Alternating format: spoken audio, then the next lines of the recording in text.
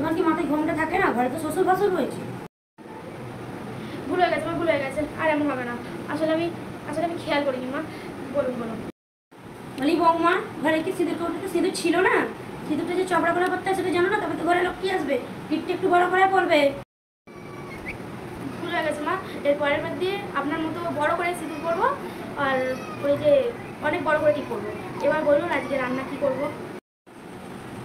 ওই যে ফ্রিজে মাংসটা রয়েছে, মাংসটা কষা করবে, মাছের মাথা রয়েছে, মাছের মাথা দিয়ে মুগের ডালটা করবে, আর ভাত করবে, একটু চাটনিটা করবে। তোমার শ্বশুর কিন্তু মাছের ঝালটা খেতে ভালোবাসে, এটা যেন করতে ভুলো না আবার। ঠিক আছে মা, তাই রান্না করবো।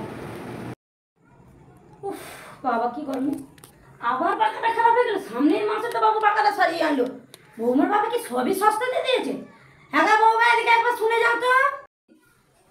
হ্যাঁ মা বলুন। বলি বৌমা, সামনের মাসে তো বাবু পাকাটা সারিয়ে আনলো, সবই কি সস্তায় দিয়েছে তোমার বাবা?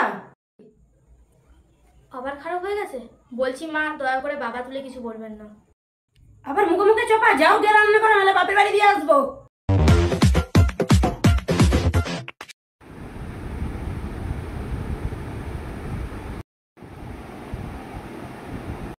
দেখেছো বৌমা, তুমি যে বসে বসে ফোনে রিলস দেখছো, রান্না বান্নাটা কখন হবে? দেখুন মা, রান্না বান্না করতে আমি পারবো না। অনলাইনে বিরিয়ানি অর্ডার করছি, আপনার ছেলে, আমি আর শ্বশুরমশাই খেয়ে নেবো। আপনি খাবেন? আমি ওই অনলাইনে খাবার খাবো না, আমাকে মাছের মাথা দিয়ে রান্না করে দাও। ও বিরিয়ানি, ঠিক আছে, বিরিয়ানি অর্ডার করতে আজকে দিনটা তুমি রেস্ট নাও। ওইসব কি কথা, ঘরের বউ মানুষ শাড়ি পরবে না তো কি চুড়িদার পরবে নাকি? শুধু চপড়া করবে, বড় করে টিপ পরবে, আর গয়নাগাটি নেই নাকি ঘরে? আমি এইসব করে থাকতে পারবো না। তারপর চওড়া করে সিঁদুর, আমার সব চুল উঠে যাবে। একটা তো সব চুল উঠে গেছে, বিয়ের দিন আমরা ছেলে সিঁদুর পরেছিল, সব চুল উঠে গেছে। আর টিপ আমি টিপ জীবনে করিনি। আমি আজকে সন্ধ্যাবেলায় যাবো আপনার ছেলের সাথে, কয়েকটা সুন্দর সুন্দর কুর্তি কিনে আনবো, কাল থেকে ওটাই করবো। আর হ্যাঁ, ভালোভাবে বলে দিচ্ছি, এইসব শাড়ি বাড়ি আমি করতে পারবো না, আর রান্না বান্না তো আমি করতেই পারবো না। আপনি যদি করতে পারেন করবেন, না আমি অনলাইন থেকে অর্ডার করে নেবো।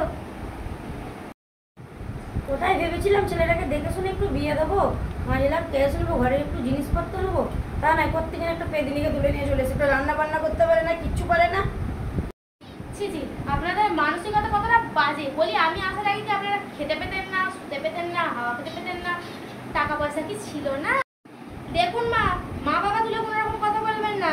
আপনি তো বিয়ের সময় কিছু নিয়ে আসেননি, জানি আর মিথ্যে বানাতে হবে না, কিচ্ছুই নিয়ে আসেননি। আমি আসার আগে কি আপনারা শুতে পেতেন না, খেতে পেতেন না, হাওয়া খেতে পেতেন না? একদম ভিখারি ছিলেন নাকি? আর এমনিতেও আপনার ছেলেকে আমি বলিনি বিয়ের কথা, উনি আমাকে চেঁচে করে বিয়ে করে এনেছেন। তো এসেছি যখন, এখন